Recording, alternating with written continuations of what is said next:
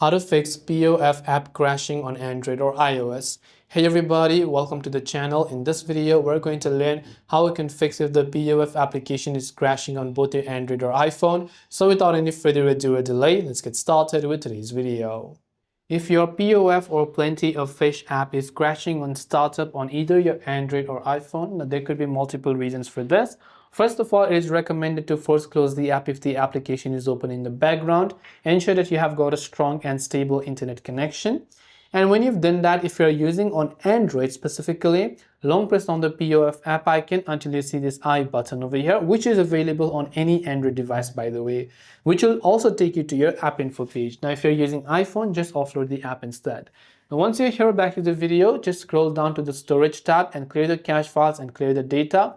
And remember that clearing the data is going to log you out of your account, so you have to log in again. Then just come back. If you see the force stop button, make sure to force stop it as well. Go to your Play Store or your App Store. In the search bar, just search for the Plenty of Fish app and check if it has an update, and if it does, then make sure to update it to the latest version. After you've done that as well, last but not the least, you want to make sure to simply update your device. So once you've made sure to go ahead and update your device and restart it as well, that will also help you solve most of the bugs that you're facing. So hopefully one of these may have helped you solve the problem. If you have got any further questions, do feel free to leave them down below. As always, thanks for watching till the very end, and see you soon in the next video.